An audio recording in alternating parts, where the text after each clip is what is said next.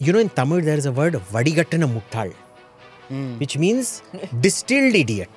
Like, all impurities of stupidity gone. 100% of intelligence gone. Intelligence gone. Sorry.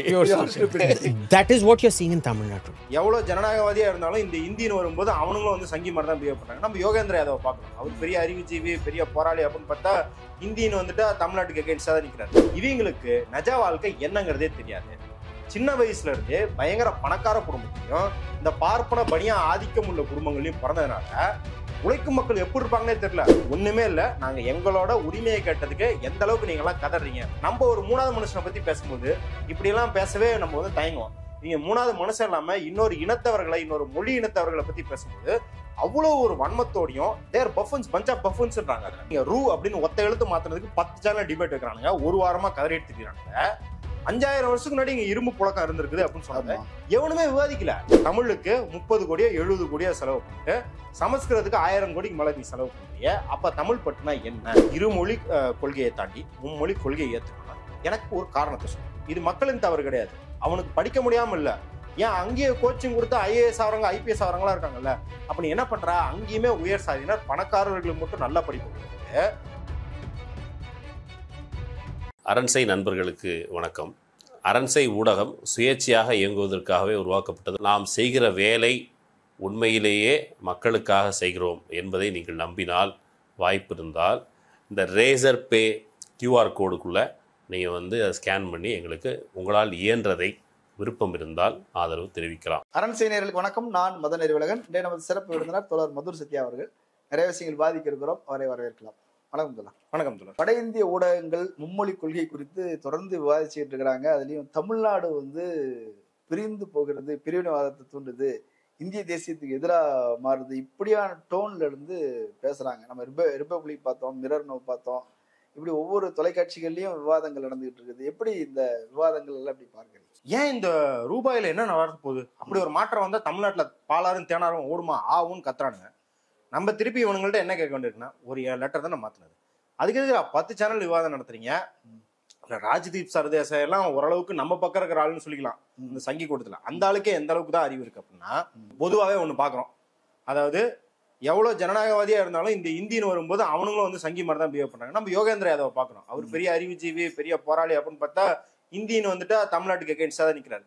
Rajdeep Sardesai PTR கூப்பிட்டு பேட்டி எடுக்கிறாரு. PTR அடிச்சு பொழந்து கட்டுறாரு. முடிக்கும் போது எப்படி முடிக்கிறாருன்னா, PTR குஸ்ஸா ஆடுற அந்த ஆள் ஏன் வந்து டென்ஷன் ஆகி கத்துறாரு அப்படிங்கிறதுக்கான கேள்விக்கு பதில் தெரியலன்னு சொல்லிட்டு இன்டர்வியூ முடிக்கிறாரு. எந்த அளவுக்கு அப்போ அறிவு இருக்கும் தலையில. முடிச்சுட்டு வந்து ஒரு ட்வீட் போடுறாரு. நான் ஒரு கேப் டிரைவர் ஊட்டியில வந்து போயிட்டு இருக்கும்போது ஹிந்தி கத்துக்க ஆசைன்னு சொன்னாரு. நான் அதே போல வந்து வட இந்தியர்களும் தமிழ் கத்துக்க ஆசைன்றதை நான் தெரிவிச்சேன். எப்படி வந்து உங்களுக்கு வந்து கரெக்டா ஒரு பிரச்சனை நடக்கும் போதெல்லாம் ஒரு கேப் டிரைவரு, வீட்டு வேலை பார்ப்பவர்கள் இந்த மாதிரி வந்து இப்படி வந்து அரசு கையாள்வது சரியில்லை அப்படின்னு சொல்வதற்குன்னு ஒருத்தவங்க வருவாங்க. அப்புறம் போய் அவரோட ட்விட்டர்ல வந்து கேப் டிரைவர் அப்படின்னு போட்டு பார்த்தான்னு தெரியுது.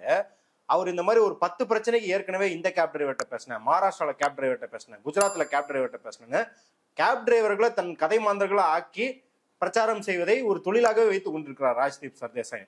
அதே போல நம்ம பார்த்திருக்கோம், டெல்லியில வந்து அரவிந்த் கெஜ்ரிவால் வந்து மெட்ரோ வந்து பெண்களுக்கு இலவசம் அப்படின்னு சொல்லும் போது எல்லா ஜேர்னலிஸ்டுகளும், இந்த டெல்லியில நல்லா வெள்ளையும் சொல்லுமா பயங்கர நுனி நாக்கில் இங்கிலீஷ் பேசிட்டு இருக்கிற எல்லா ஜேர்னலிஸ்டும் எங்க வீட்டு வேலைக்காரமா என்ன சொன்னாங்கன்னா அப்படின்ற மாதிரிலாம் ட்வீட் பண்ணாங்க. என்ன அப்படின்னா, முதல்ல இந்த சங்கிகளை ஒரு பக்கம் வைப்போம். இந்த ஊடகவியலாளர்னு சொல்றாங்கல்ல, அவங்களுக்கும் நம்ம ஊடகவியலாளர்களுக்குமே என்ன பெரிய வித்தியாசம்னா, இவங்களுக்கு நஜ வாழ்க்கை என்னங்கிறதே தெரியாது. சின்ன வயசுல இருந்தே பயங்கர பணக்கார குடும்பத்திலையும் அந்த பார்ப்பன பணியா ஆதிக்கம் உள்ள குடும்பங்களையும் பிறந்ததுனால உழைக்கும் மக்கள் எப்படி இருப்பாங்கன்னே தெரியல. இவங்களுக்கு உழைக்கும் மக்கள் வெகுஜனம் அப்படின்னா இவங்க வீட்டில் வேலை பார்ப்பவர்கள், செக்யூரிட்டி கார்டா இருப்பாங்க, டிரைவரா இருப்பாங்க. அதை வச்சுக்கிட்டே இந்த உலகத்தை பாக்குறது, அவங்கள கதைக்கு வந்து ஒரு ஊர்கா மாதிரி தொட்டுக்கிறது அப்படிங்கறதுதான் இவங்க பாலிசியை பாக்குறாங்க போது நம்ம என்ன புரிஞ்சுக்கிறோம்னா, இவங்க தமிழ்நாட்டு இல்ல கர்நாடகம் அப்படிங்கிறத தாண்டி அவங்க ஊர்ல இருக்கிற வெகுஜனமே அவங்களுக்கு புரியல. இவங்க தான் ஆனா ஒரு நம்மளுக்கு வேதையான ஒரு விஷயம் என்ன அப்படின்னா, இவங்க தான் கொள்கை வகுக்கிற இடத்துலயே அந்த கொள்கையை வகுக்கிறதுக்கு அழுத்தம் தர இடத்துலயும் இருக்கிறாங்க. ஒன்னும் இல்லாத ANI பாட்காஸ்ட் பார்த்திருப்பீங்க, இந்த ஸ்மிதா பிரகாஷோட பாட்காஸ்ட். அதுல ஒரு பேனல் உட்காந்துருக்காங்களாம் வட இந்தியர்கள். அதுல வந்து தமிழ்நாட்டுக்கு தமிழ் பேசுபவர்னு ஒரு பிரதிநிதியா ஒருத்தன் உட்காந்துருக்கான். அவன் யாருன்னா சந்திரலேகா ஐஏஎஸ் இருந்தாங்க இல்லையா, ஆமா ஜெயலலிதா கூட வந்து ஆசிரியர் அடிச்சாங்களே, அவங்களோட பையன் அபிஷேக் ஐயர் மித்ரான்னு. அவன் வந்து தன்னை தமிழோட பிரதிநிதி ஆக்கிட்டு, நான்லாம் ஹிந்தி படிக்கல, ஏன்னா 7 லாங்குவேஜ் தெரியும் 8 லாங்குவேஜ் தெரியும், எவ்வளவு கேவலமான போக்கு இது அரசியல்ல, இந்த திராவிடர்களுக்கு இதேதான் வேலை அப்பப்பன்னு பேசிக்கிட்டு இருக்கான். அவனுக்கு எந்த அளவுக்கு தமிழ் அறிவு இருக்குன்னா, குடிமகன்றத கொடிமகன் நினைச்சுக்கிட்டு, கொடினா பிளாக் அப்படின்னு நினைச்சுக்கிட்டு அவன் பேசிக்கிட்டு இருக்கான். இவன் தான் தமிழ் பிரதிநிதி, இவனை கூப்பிட்டு வச்சு இவங்க எல்லாம் வந்து அடிச்சு, அதாவது அடிச்சு அப்படின்னா அவன் வந்து சங்கிக்கு ஆதரவா தான் பேசுறான். அவன் தமிழர்கள்னு என்னெல்லாம் வைக்கிறானோ அதையெல்லாம் போட்டு அடிச்சு இவங்க எல்லாம் வந்து பயங்கரமா வந்து ஆர்ப்பரிக்கிறாங்க. அந்த ஏஎன்ஐ பாட்காஸ்ட் நம்மளுக்கு பார்க்கும்போது சம ஆனந்தமா இருக்குது. எப்பா ஏன் ஒண்ணுமே இல்லை, நாங்க எங்களோட உரிமையை கேட்டதுக்கு எந்த அளவுக்கு நீங்க எல்லாம் கதறீங்க புலம்பி இருப்பாங்க. அவங்க வந்து வெக்கம் மானம்லாம் விட்டு நம்ம ஒரு 3வது மனுஷனை பத்தி பேசும்போது இப்படி எல்லாம் பேசவே நம்ம வந்து தயங்குவோம். நீங்க 3வது மனுஷன் இல்லாம இன்னொரு இனத்தவர்களை, இன்னொரு மொழி இனத்தவர்களை பத்தி பேசும்போது அவ்வளவு ஒரு வன்மத்தோடையும் தேர் பஃபன்ஸ் பஞ்ச் ஆஃப் பஃபன்ஸ்ன்றாங்க அதுல. அப்ப அந்த அளவுக்கு அவங்கள எரிச்சல் ஊட்டி இருக்குது அப்படிங்கிறத நம்ம பாக்குறோம். அது தொடர்ச்சியாக இது வந்து ஒரு ஐசோலேட்டட் இன்சிடென்ட்டை நம்ம பார்க்க முடியாது. நம்ம வரிசையா என்ன பண்ணிட்டு இருக்கோம்னா, அவங்க என்னென்னலாம் வரலாறு கட்டமைக்கிறாங்களோ அதுதான் அண்ணா முன்னாடியே சொன்னாரு, இது இந்திக்கும் தமிழுக்குமான சண்டை கிடையாது, இது ஆதிக்கத்துக்கும் ஜனநாயகத்துக்குமான சண்டை அப்படின்னாரு இல்லையா. அவன் தொடர்ச்சியாகவே இந்த வரலாறை கட்டமைக்கிறான். நம்ம என்ன பண்றோம், நம்ம அவன்கிட்ட குறுக்கல போறது இல்ல, நம்ம உண்மையை பேசுறோம் அப்படிங்கறது அவனுக்கு பெரிய பிரச்சனையாக இருக்குது. ஒன்றும் இல்ல, தொல்லியலுக்கு காசு கொடுத்துருக்காங்க. இதுக்கு முன்னாடி அயன் ஏஜ் அப்படின்னு சொன்னாங்க. அதாவது நீங்க ரூ அப்படின்னு ஒத்த எழுத்து மாத்துறதுக்கு 10 சேனல் டிபேட் வைக்கிறானுங்க, ஒரு வாரமா கதறி எடுத்துக்கிறானுங்க. 5000 வருஷத்துக்கு முன்னாடி இங்க இரும்பு புழக்கம் இருந்திருக்குது அப்படின்னு சொன்னாங்க. எவனுமே விவாதிக்கல. ஏன் விவாதிக்கல அப்படின்னா, இவனுங்க எதை விவாதிச்சு இவனுங்க வந்து பயங்கரமா ஆர்ப்பரிச்சு கொண்டாட்டத்தை எடுத்துட்டானுங்கன்னா, குஜராத்ல வாத் நகர்னு ஒரு ஏரியா இருக்குது, அங்க தொல்லியல் ஆய்வு பண்ணிட்டோம், அதுதான் இந்தியாவிலேயே பழமையான நகரம்னு கொண்டாடி தீட்டானுங்க. இப்ப நீ வந்து தமிழர் பெருமை இங்க வந்து 5000 வருஷத்துக்கு முன்னாடி இரும்பு இருக்குன்னு சொன்னா என்ன அர்த்தம்? நீ அதுக்கு முன்னாடி கொண்டாடுனது பொய். அதுவும் இந்தியா தான், இதுவும் இந்தியா தான். அதுக்கு முன்னாடி இங்க இந்தியாவில இன்னொரு பகுதியில இரும்பு பயன்படுத்தி இருக்காங்கிறது பெருமைக்குரிய விஷயம் தானே. பெருமைக்குரிய விஷயம் தான். ஆனா என்ன பிரச்சனை, அது அப்படி பயன்படுத்துறாங்க அப்படின்னு சொல்லிட்டா, நீ இங்க இந்த கலாச்சாரத்தை போற்றி புகழ்ந்து அதை முன்னிலைப்படுத்திட்டா, அது நான் சொல்றது இங்க இரும்பு கலாச்சாரம் இருந்தது அப்படின்னு தமிழர் கலாச்சாரம் அப்படின்னு சொல்லிட்டா, அதற்கும் சிந்து சமவெளி நாகரிகத்துக்கும் கனெக்ஷன் இருக்குது, இதுதான் பூர்வகுடி கலாச்சாரம் அப்படின்னு நிறுவிட்டா, நீ சொன்ன பொய் புரட்டெல்லாம் வெளியில இருந்து வந்ததுன்னு தெரிஞ்சு போயிடும். இப்ப நீ வெளியில இருந்து வந்ததுன்னு தெரிஞ்சு போயிடுச்சுன்னா, நீ போய் எப்படி 600 வருஷத்துக்கு முன்னாடி ஒருத்தன் வந்தான், 1000 வருஷத்துக்கு முன்னாடி வந்தான்னு வந்து இஸ்லாமியர்களை போட்டு அடிப்ப. இன்னைக்கே நம்ம பார்த்திருக்கோம், அந்த ஆர்கியாலஜிக்கல் சர்வே ஆஃப் இந்தியா அப்படிங்கிறது, அதாவது வெள்ளக்காரன் எல்லா அறிவியலையும் முதலாளித்துவம் அதற்கு சாதகமாக பயன்படுத்தி நம்மளுக்கு தெரியும். இப்ப இயற்பியல் அப்படின்னா ஏவுகணை விடுறதுக்கு, வேதியியல் அப்படின்னா குண்டு தயாரிக்கிறதுக்கு அப்படின்னு முதலாளியம் எல்லாத்தையும் அழிவுக்கு பயன்படுத்துதுன்றது தெரியும். ஆனா இந்தியாவில இருக்கிற சங்கி முதலாளிகளுக்கு தான் ஒரு பெருமை என்னன்னா, எந்த உலகத்துல எந்த மொழியிலையும் தொல்லியலுங்கிற அறிவியலை இவ்வளவு கேவலமா அரசியலுக்கு வந்து பயன்படுத்தினதே கிடையாது. ஏன்னா தொல்லியல் அப்படின்னா அது வெளியே வந்துடும், எல்லாரும் வந்து இங்க நீங்க தொல்லியல் ஆராய்ச்சி பண்ணா உடனே நியூயார்க்ல அதை வந்து ஆய்வு பண்ணிடுவான், ஜப்பான்ல ஆய்வு பண்ணிடுவான், எல்லாரும் பியர் ரிவ்யூ பண்ணுவாங்க. அப்ப நீங்க வந்து சாதாரணமா ஈஜிப்ட்ல தோண்டிட்டு இதை வந்து நம்ம ஒரு ஜாதி வெறிங்களா ரீல்ஸ் போடுவாங்க, நம்ம முன்னோர்கள் தான் ஈஜிப்ட்ல போய் பிரமிடு கட்டினாங்க ஜாதி வெறி ரீல்ஸ் போட்டிருப்பாங்க. அந்த மாதிரிலாம் நீங்க வந்து வெள்ளக்காரன்கிட்ட பேசிட்டு இருக்க முடியாது. ஆனா நம்ம ஆட்கள் என்ன பண்ணிருக்காங்க, தொல்லியல் ஆய்வு சினோலியிலே வாத நகர்லயும் பண்ணி அதை மகாபாரதம் ராமாயணத்தோட இணைச்சு அதை டிஸ்கவரி சேனலை கூப்பிட்டு வந்து டாக்குமெண்ட்ரி எடுத்து இவ்வளவு நீ பண்ணிருக்கும் போது, டேய் நீ சொல்றதே வந்தேரி கலாச்சாரம்டா அப்படின்னு சொல்லிட்டீங்கன்னா அவன் இஸ்லாமியர்களுக்கு எதிராக பண்ண முடியாது. இன்னும் ஒரு படி மேல போய் என்ன பண்றாங்கன்னா, இந்த வருத்தப்படாத வாலிபர் சங்கத்துல வந்து சிவகார்த்திகேயன் முன்னோர் போன் எடுத்து, என்னங்க அதிகாரிகள்லாம் இருக்கீங்களா இல்லையா அப்படின்ற மாதிரி இந்த சங்கி பயலுக இளம் வயதினர் போன் பண்ணி கோர்ட்ல கேஸ் கொடுக்குறது.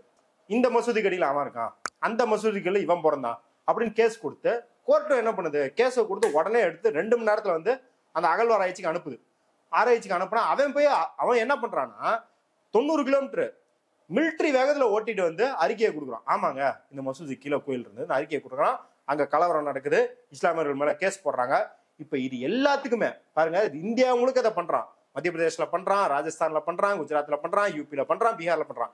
இது எல்லாத்துக்குமே சிம்ம சப்பரமாக இருப்பது தமிழ்நாட்டுல இருந்து வர கண்டுபிடிப்புகள், தமிழ்நாட்டுல இருந்து வர அகழ்வாராய்ச்சிகள், தமிழ்நாட்டுல இருந்து வர வளர்ச்சி, தமிழ்நாட்டுல இருந்து அவங்க பாதுகாக்கிற இலக்கியங்கள் எல்லாமே ஒரு மாநிலத்துல இருக்கிற இத்தனை பொட்டன்ஷியல் வந்து அந்த இத்தனை மாநிலத்தில் இருக்கிற பாஜக காரணி பதற வைக்குது.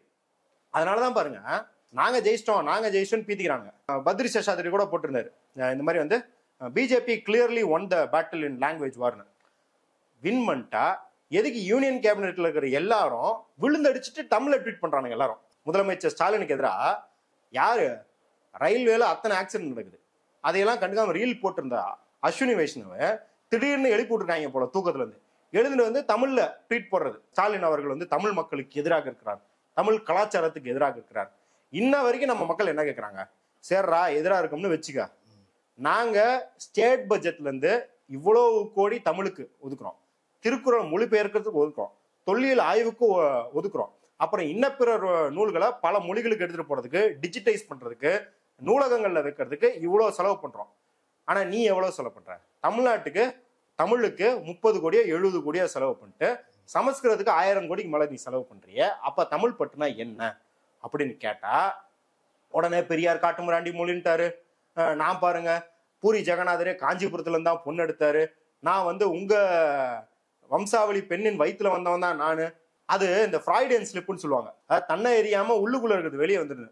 உடனே இவன் என்ன பண்ணிட்டானுங்க, இவனுங்களா இப்படி அமளி துமளி பண்ணிட்டு ஒரு பிஜேபி எம்பி எஞ்சி என்ன சொல்லிவிட்டான், ஆமாண்டா என்னடா சும்மா தமிழ் தமிழ் பேசிக்கிட்டே இருக்கீங்க, சமஸ்கிருதம் தான்டா மூத்த மொழி, உங்க ஊர் கோயில சமஸ்கிருதம் தானே மந்திரம் ஓதுறாங்க, அப்புறம் ஏன்டா சமஸ்கிருதத்தை வந்து எடுத்து வச்சு பேசுறீங்க அப்படின்னு வந்து கத்த ஆரம்பிச்சான். அப்ப இவங்களோட ட்ரூ இன்டென்ஷன் அதுதான்.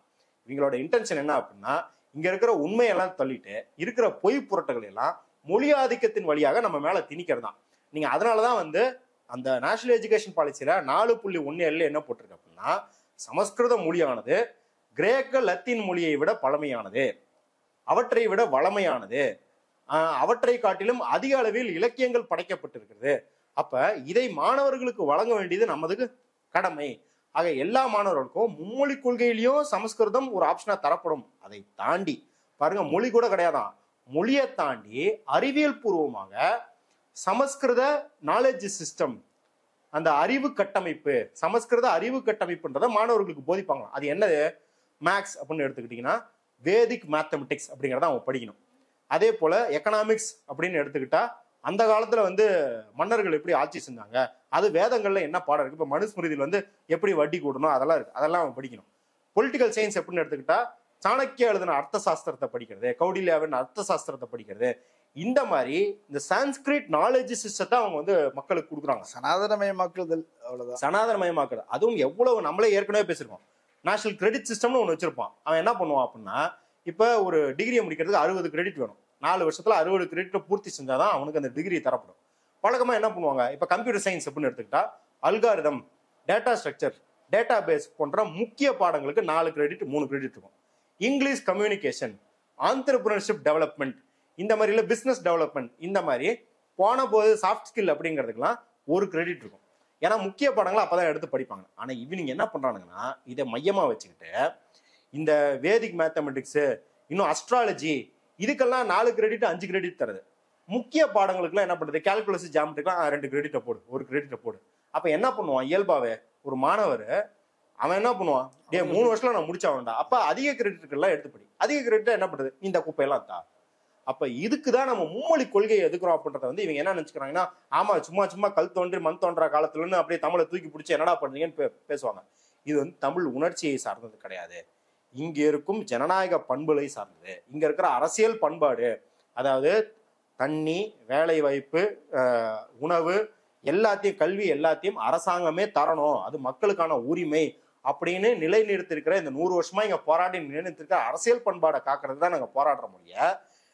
நாங்க ஒன்னும் அப்படியே எல்லாத்தையும் வந்து தமிழ் புலவராக்கி எல்லாத்தையும் வந்து கட்டுரை தமிழ்ல வர ஹீரோ மாதிரி தெருவில் தெரிய வர போய் அப்படி இன்டென்ஷன் கிடையாது. இன்னும் சொல்ல போனா இருமொழி கொள்கையால தான் தமிழ் உறுதி செய்யப்பட்டிருக்குங்க. நம்ம என்ன பண்ணிருக்கோம், இருமொழி கொள்கை இருக்கிறதுனால இந்த ஆஷாபாஷங்கள், அந்த மாதிரியான சமஸ்கிருதமயப்பட்ட வார்த்தைகள் எல்லாத்தையும் நீக்கிட்டு, அந்த காலத்துல பெரியார் அண்ணா பேசும்போதே அந்த மாதிரி வார்த்தைகள் தான் பிரயோகப்படுத்த வேண்டிய தேவை இருந்தது. நமஸ்காரம் தான் சொல்லிதான் ஆரம்பிப்பாங்க, பழைய படங்கள்லாம் பாக்குறோமே. ஆமா, அதையெல்லாம் நீக்கிட்டு இன்னைக்கு வந்து ஓரளவுக்கு சமஸ்கிருத மையத்தெல்லாம் நீக்கி தமிழாவே பேசுற அளவுக்கு இப்ப நம்ம ஒண்ணு தூய தமிழ்ல பேசிட்டு இருக்கலாம். ஆனா நம்ம புழக்கத்திலே பாருங்க, நல்ல நல்ல தமிழ் வார்த்தைகள்லாம் வருது. அது அறிவியல் பூர்வமான பினாமினல்களுக்காகட்டும் இல்ல தகவல்கள் ஆகட்டுமே நம்ம தமிழ் வார்த்தையை பயன்படுத்துற அளவுக்கு ஓரளவுக்கு பொது ஜனத்தை எக்யூப் பண்ற அளவுக்கு வந்திருக்கிறது காரணம் நம்ம இருமொழி கொள்கை தான் வச்சிருக்கிறோம். நம்ம இதையும் தாண்டி என்ன சொல்றோம், நான் இருமொழி கொள்கையை தாண்டி மும்மொழி கொள்கையை ஏத்துக்கணும்னா எனக்கு ஒரு காரணத்தை சொல்லு. அதாவது நான் ரோட்ல போயிட்டு இருக்கும்போது பயங்கரமா டிராபிக் ஜாம் வருது, அப்ப நான் அரசு கிட்ட சொல்றேன். அரசு அந்த டிராபிக் ஜாமை சால்வ் பண்ண என்ன பண்ணுது, மேல ஒரு ஃபிளைஓவர் போடு அப்படின்ட்டு. அதே மாதிரி எங்க ஊர்ல வெள்ளம் வருது அப்படிங்கிற அரசு என்ன பண்ணுது, அந்த ப்ராப்ளத்தை சால்வ் பண்ண டேம்னு ஒண்ணு கட்டுது. அதே போல நான் என்ன கேட்கிறேன், நீ பெரிய படிச்சவன்ப்பா, எங்களுக்கெல்லாம் அறிவு இல்லை, தமிழர்கள்லாம் முட்டாள்கள், நீ எங்கள்கிட்ட என்ன சொல்லு, எஜுகேஷன் சிஸ்டத்துல என்ன குறைபாடு இருக்குது அப்படிங்கறத தீர்க்கிறதுக்கு நீ மும்மொழி அப்படிங்கறத எடுத்துட்டு வர. ஒரு ப்ராப்ளத்துக்கு தானே சொல்யூஷன். ப்ராப்ளமே இல்லாம நான் சொல்யூஷன் கொண்டு வரேன், எதுக்கு நான் சொல்யூஷன் கொண்டு வரேன்? இவன் கேட்டா கூட்ட மாதிரி என்ன பேசுறானுங்கன்னா, அமைச்சர்கள் வீட்டு பசங்க எல்லாம் வந்து எங்க படிக்கிறாங்க, அவங்க எல்லாம் மும்மொழி கொள்கை இருக்கு சிபிஎஸ்சில படிக்கிறாங்க அப்படின்லாம் பேசுறாங்கல்ல. இதுவே ஒரு உப்மாவாதம் கரெக்டா? அதையும் தாண்டி நான் கேட்கறேன். சரி, இந்த கேள்வியை நான் பதில் சொல்றேன். ஒருவேளை திமுக ஆட்சியில் இல்லைங்க, ஏதோ ஒரு கம்யூனிஸ்ட் கட்சி போல ஒரு கட்சி ஆட்சியில் இருக்கு, எந்த அமைச்சர்களோட மகன்களோ மகள்களோ சிபிஎஸ்சியில் படிக்கல, மும்மொழியில் படிக்கல, எல்லாம் வந்து கவர்மெண்ட் ஸ்கூல்ல படிக்கிறாங்க. அப்ப அந்த மாநிலத்துக்கு விளக்கு தருவியா? இது என்ன குப்பத்தனமான வாதமா இருக்கு? இன்னொன்னு, பிரைவேட் ஸ்கூல்ல வந்து ஹிந்தி கத்துறாங்க, பிரெஞ்சு கத்துறாங்க, ஜெர்மனி கத்துறாங்க. ஏண்டா பிரைவேட் ஸ்கூல்ல வந்து குதிரை ஓட்ட கத்துறான், 10 லட்சம் கூட குதிரை வாங்கி விடுறியா? இல்ல பிரைவேட் ஸ்கூல்ல ஸ்விம்மிங் கத்துறான், ஸ்விம்மிங் பூல் கட்டி தெரியா? நான் என்ன பார்ப்பேன், பிரைவேட் ஸ்கூல்ல நல்ல லேப் இருக்குது, நல்ல எக்யூப்மெண்ட்ஸ் இருக்குது, அவன்கிட்ட கம்ப்யூட்டர் இருக்குது, ஏஐ கத்துக்கிறான், மெஷின் லேர்னிங் கத்துக்கிறான். இதைத்தான் நான் கவர்மெண்ட் ஸ்கூலுக்கு கொண்டு வரணும்னு ப்ரையாரிட்டைஸ் பண்ணுவேன். இதுல தான் நான் இன்வெஸ்ட் பண்ணுவேன் இல்லையா? நீ ஹிந்தி கத்துக்கிட்டு நான் என்ன பண்ண போறேன் அப்படின்னு சொல்லுனா அதற்குமான பொருளியல் பிடிஆர் எல்லா விவாதத்திலும் கேட்டார். Show me one bit of evidence which proves learning Hindi is economically beneficial for us. Nobody is ready to show that அப்படின்றத தெளிவா சொல்லிட்டார். அதற்கும் சுத்தி வளைச்சு வரானுங்க. இங்க வந்துட்டா அங்க போலாம், அங்க வந்துட்டா இங்க போலாம். சேர்றா, நீ எங்கள்கிட்ட அதை சொல்றீல்ல, உத்தரப்பிரதேஷ், பீகார் இந்த மாதிரி மாநிலங்கள் எடுத்து ஆய்வு பண்ணும்போது தெரியுது, உத்தரப்பிரதேஷ்ல 50 லட்சம் பேர் பப்ளிக் எக்ஸாம் எழுதுறான், 10 லட்சம் பேர் ஹிந்தியில ஃபெயில் ஆகும். அதாவது எழுதுறதுல 20% பேர் ஹிந்தியில ஃபெயில் ஆகும். நம்ம வந்து அவன்கிட்ட தமிழ் கத்து கூடலாம் கேட்கல, நீ அவனுக்கு ஹிந்தியை ஒழுங்கா கத்தா. நான் அவங்கள இழிவா பேசுறது கிடையாது, ஒரு மொழி தான் கத்துக்கிறாங்க அவங்க, ஒரு மொழி தான். நீ என்னன்னா, அங்க இருக்கிற மக்களுக்கு இது மக்களின் தவறு கிடையாது, அவனுக்கு படிக்க முடியாம இல்ல. ஏன் அங்கேயே கோச்சிங் கொடுத்து ஐஏஎஸ் ஆகிறவங்க ஐபிஎஸ் ஆகிறவங்களா இருக்காங்கல்ல. அப்ப நீ என்ன பண்ற, அங்கேயுமே உயர் சாதியினர் பணக்காரர்களுக்கு மட்டும் நல்ல படிப்பை கொடுத்து, அங்க அரசு பள்ளி நம்ம சொல்றோம்ல, ஏறக்குறையா பார்லிமெண்ட்ல இந்த தர்மேந்திர பிரதானே சொன்னது 27,000 பள்ளிக்கூடன்ற கட்டடமே இல்லையா. நம்மளே வீடியோல பார்த்திருப்போம், வட இந்தியால எல்லாரும் வந்து மரத்துக்கடியில உட்கார வச்சு பாடம் எடுத்துட்டு இருக்காங்க. இப்படி ஒரு கட்டமைப்பு வச்சுக்கிட்டு நீ வந்து உனக்கு ஏதாவது அருகதை இருக்கா? அதுலயும் வந்து ஒரு கலெக்டர் நேரடியாக ஆய்வுக்கு போய் ஒரு இங்கிலீஷ் டீச்சர்கிட்ட இங்கிலீஷ்ல வாசிச்சு காட்ட சொல்லுவாங்க, தப்பா வாசிப்பாங்க. இப்ப வந்து ஒரு கோர்ட் வீடியோ வெளில வந்திருக்கு. ஒருத்தன் ஐஏஎஸ்ங்கிறான், அவன் கோர்ட்டு முன்னாடி ஆஜராயிருக்கான், ஏதோ வந்து திருகல் பண்ணிட்டானுங்க, எப்படி இதுல சைன் போட்ட அப்படின்னு வந்து ஜட்ஜு கேட்கிறாரு. ஜட்ஜு கேட்கிற இங்கிலீஷ்ல கேட்கிற கேள்விக்கு பதில் தெரியல அவனுக்கு. அவன் வந்து ஹிந்தியில பதில் சொல்றான். ஜட்ஜு கேட்கிறாரு, நீ ஐஏஎஸ் அதிகாரி தானே, எப்படி நீ ஐஏஎஸ் பாஸ் பண்ண, உனக்கு வந்து பேசிக் இங்கிலீஷ் கூட தெரியல அப்படின்னு. என்ன அப்படின்னா, இவங்க இந்த வியாபம் ஸ்கேம் நம்ம தான் ஃபர்ஸ்ட் அரண்சையில பேசியிருப்போம். இவங்க அங்க அந்த ஊர்ல இருக்கிற உயர் சாதியினர் பணம் படைச்சவன்லாம், அது ஐஏஎஸ் எக்ஸாம் இருந்தாலும் சரி, நீட் எக்ஸாம் இருந்தாலும் சரி, எந்த எக்ஸாமா இருந்தாலும் பேப்பர் சேஸ் பண்ணி பாஸ் பண்றானுங்க. நீ அந்த லெவல்ல வச்சுக்கிட்டு இவன் என்ன பண்றான்னா, ஏசிஆர் ரிப்போர்ட் அப்படின்னு ஒண்ணு எடுத்துட்டு வந்துட்டு பாருங்க, 3ஆம் கிளாஸ் குழந்தைக்கு தமிழ்நாட்டுல வந்து கல்வி கற்க முடியல, அதால வேகமா தமிழ் படிக்க முடியல, அதால வேகமா கணக்கு போட முடியல அப்படின்னு காட்டுறான். இதையும் நம்ம உள்ள போய் பார்த்தா தெரியுது, நம்ம தமிழ்நாட்டுல மட்டும்தான் இதை வந்து உடச்சு பேசியிருக்கோம்.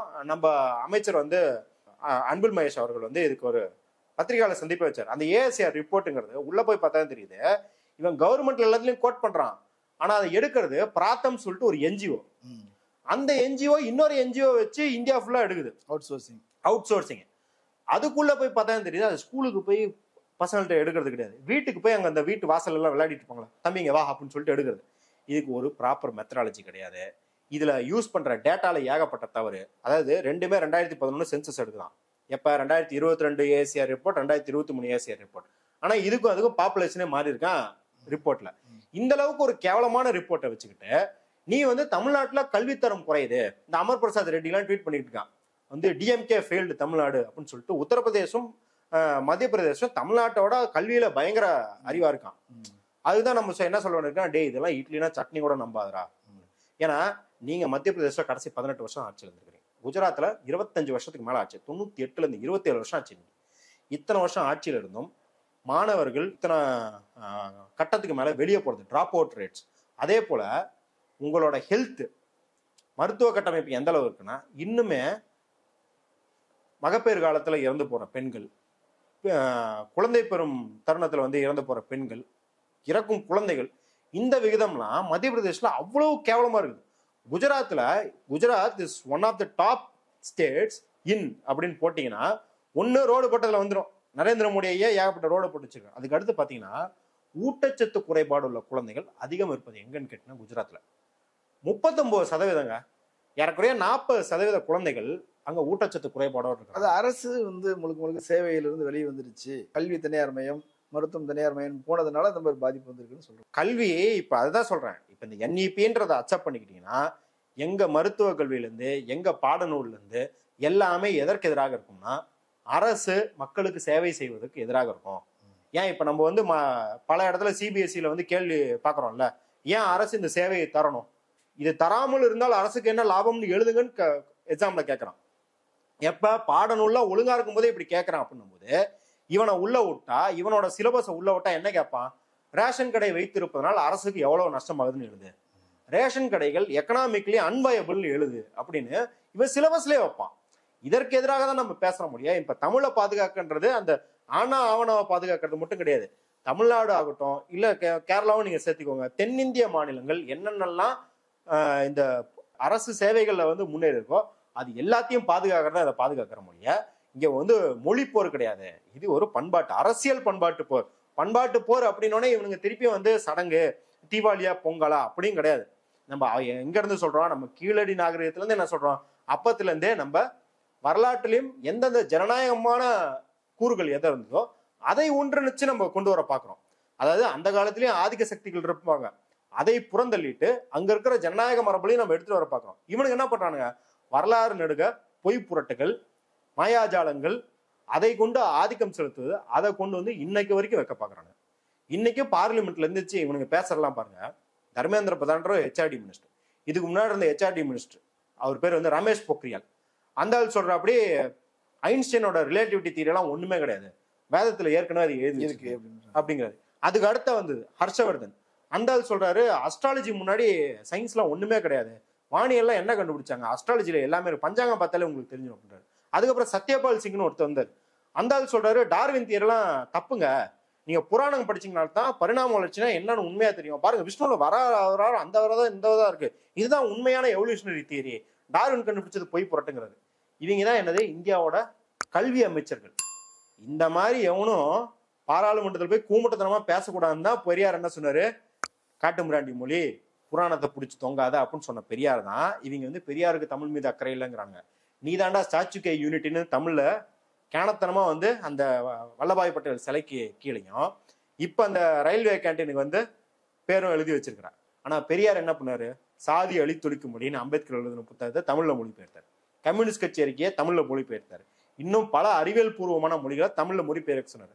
தமிழ அறிவியல் மூலியமா மொழியா ஆக்க பாடுபட்டவர் தான் பெரியார். இல்ல அவரே தான் சொல்றாருல்ல, நீங்க இந்த மாதிரி நல்ல புத்தகங்கள் எழுதுனீங்கன்னா மலிவு விலையில நானே பிரிண்ட் போட்டு நாடு முழுவதும் சேர்க்கிறேன்னு அவர் வந்து திருக்குறளை விமர்சிச்சாரு. திருக்குறளை விமர்சிச்சதுக்கு அப்புறம் இல்லங்க நீங்க விமர்சிக்கிறது கரெக்ட் தான், ஆனா நீங்க படிச்சது பரிமேலழகர் உரை, மற்ற உரையெல்லாம் பாருங்க, அந்த உரையில வந்து உண்மையான அர்த்தம் தெரியணும்னா அதை படிச்சு சிறந்த அறநூல் அப்படிங்கறதுனால மலிவு விலையில பிரிண்ட் அடிச்சு கொடுத்தாரு. ஆமா, தெரு தெருவா போய் வித்தாரு பெரியாரு.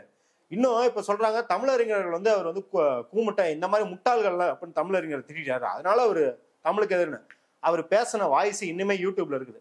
என்ன சொல்லுவார் அப்படின்னா, இந்த பச்சைப்பன் காலேஜ்ல வந்து ஒரு புலவன் இருக்கிறான், அவனை மட்டும் வாதிடுறான் சிலப்பதிகாரம் சிறந்ததுன்னு, நான் சொல்றேன் என்னடா கோவல கல்யாணம் அன்னைக்கே பாலியல் விடுதிக்கு போயிருக்கான்னு கேட்கறேன், படிக்க தெரியலன்னு சொல்லிட்டு என்ன சொல்றான், சரி இவன் தான் படிச்சவனாச்சே என்ன சொல்றான்னு காது கொடுத்து கேட்டா அவன் என்ன சொல்றான் பாருங்க மக்களே, கண்ணகி கவர்ச்சியா இல்ல அதனால வந்து பாலியல் விடுதிக்கு போனான்னு சொல்றான், இவன் ஒரு புலவன், இவனுக்கு எவன்டா புலவன் பட்டம் இருந்தது, இந்த புலவனங்கள்லாம் இப்படி கூமுட்டையா இருக்கிறதுனாலதான் நம்ம அடிமட்பட்டு கிடக்குறோம் அப்படின்னு பேசுறாரு. அப்ப அங்க பெண்களுக்கு ஆதரவா இவனுங்கெல்லாம் திட்டிருக்காரு. ஏன்னா இவங்கெல்லாம் ஆணாதிக்க சிந்தனை கொண்ட பார்ப்பனை சிந்தனை கொண்ட தமிழறிஞர்களா இருந்துகிட்டு இருக்கிறதுனாலதான் பெரியார் அவங்கள முட்டான்னு சொல்லிட்டு அதுக்கப்புறம் மாநாடுகள்லாம் யார் நடத்துனது, பெரியார் தான் திருக்குறளுக்கு மாநாடு செஞ்சாரு, பள்ளிகள்ல கொண்டு போனோம், கல்லூரியில கொண்டு போனோம். ஆமா, இன்ன வரைக்கும் தமிழ் நினைச்சிருக்கிறது காரணம் அந்த பாரம்பரியத்துல வந்ததுனால தானே. அப்ப நாங்க இருமொழி கொள்கையினால எவிடன்ஸ் காட்டுறோம், வளர்ச்சிக்கு எவிடன்ஸ் காட்டுறோம், கல்வி எந்த அளவுக்கு உயர்ந்திருக்குன்னு எவிடன்ஸ் காட்டுறோம், இருமொழி கொள்கையால தமிழ் எத்தனை பேர் படிச்சிருக்காங்க, தமிழ்ல எத்தனை பதிப்பகங்கள் வந்திருக்கு அத்தனைக்கும் எவிடன்ஸ் காட்டுறோம். நீ ரெஸ்பான்ஸுக்கு ஒரு எவிடன்ஸ் காட்டு. 1000 பதிப்பகங்கள் வந்து நிக்குது. நான் இப்பயும் சொல்றேன், ராஜஸ்தான் ஜெய்ப்பூர்ல லிட் ஃபெஸ்ட் நடக்குது, ஹிந்து லிட் ஃபெஸ்ட் நடத்துறாங்க, எல்லாமே ஜெய்ப்பூர் லிட் ஃபெஸ்ட் நடத்துறாங்க. ஏன்னா ஃபாரினர்ஸ்லாம் வந்தா அங்க இருக்கிற அந்த கோட்டைகள்லாம் பார்த்தா ஜாலியா இருக்கும்னு சொல்லி லிட் ஃபெஸ்ட் நடத்துறாங்க. அங்க போயிட்டு ராஜஸ்தானி புத்தகம் எத்தனை புத்தகம் இருக்குன்னு பாருங்க. அகமதாபாத்ல வந்து லிட் ஃபெஸ்ட் நடக்கும், எத்தனை வந்து குஜராத்தி மொழி புத்தகம் இருக்குன்னு பாருங்க. இங்க வந்து பாருங்க, நீங்க ஆங்கில புத்தகம் கண்டுபிடிக்கிறதே கஷ்டம். ஹிந்தி புத்தகம்லாம் சுத்தம். ஹிந்தி புத்தகம் யாரு போட்டிருப்பானா, இஸ்கானும் இவனும் வச்சிருப்பான், RSS புத்தகம் போடுறவன் மட்டும் வச்சிருப்பான். மற்ற எல்லாமே அத்தனை தமிழ் புத்தகங்கள், அத்தனை மொழிபெயர்ப்புகள், அவ்வளோ இலக்கியங்கள், அரசியல் புத்தகங்கள். பெரியார் வந்து எல்லா ஸ்டால்லையும் இருப்பாரு. வருஷம் பெரியாரின் பெண்ணேடு அனுப்பியனால தான் இருக்கலே அதிகம் வித்து போற புத்தகமா இருக்குது. அதுக்கடுத்து அம்பேத்கர் எழுதிய சாதி ஒழிக்கும் மொழி பயங்கரமா வித்து போகுது. இப்படி இருக்கிறனால தான் நாங்க வந்து இருமொழி கொள்கையை போட்டுறோம் மொழிய. நாங்க அதான் முன்னாடியே சொன்ன மாதிரி கட்டுரை தமிழ் ராம் மாதிரி படம் எடுக்கிறதுக்கு அப்படின்றது கிடையாது. இது அவங்களுக்கு புரியாமலாம் கிடையாது, இது அவங்களுக்கு புரியும். இப்ப என்ன அப்படின்னா, புரிஞ்சுக்கிட்டே அவனுங்க தவறு செய்யறானுங்க அப்படின்றத வட இந்திய மக்களுமே உணர ஆரம்பிச்சிருக்கிறாங்க.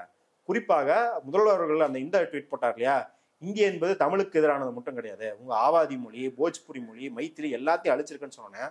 அங்க இருக்கிறவங்க எல்லாம் உணர்வு பூர்வமா ஊபி சட்டமன்றத்திலே வந்து பேசியிருக்காங்க, அடிமொழி மொழியை அழிச்சிட்டீங்க அப்படின்னு சொல்லி. ஆமா, அவங்க வந்து பேசுறாங்க. அங்க இருக்கிற இளைஞர்கள் எல்லாம் ட்வீட் பண்றாங்க, வீடியோ போடுறாங்க. மும்மொழின்னு சொன்னீங்க, போஜ்புரி எங்கன்னு கேக்குறாங்க. போஜ்புரி எங்க? இன்னுமே போஜ்புரி, ஆவாதி எல்லாத்தையுமே நீங்க வட்டார வழக்கு அப்படின்ற மாதிரி ட்ரீட் பண்ணிருக்காங்க. அதெல்லாம் தனியான மொழிகள், தமிழ்நாட்டோட பெரிய பகுதி.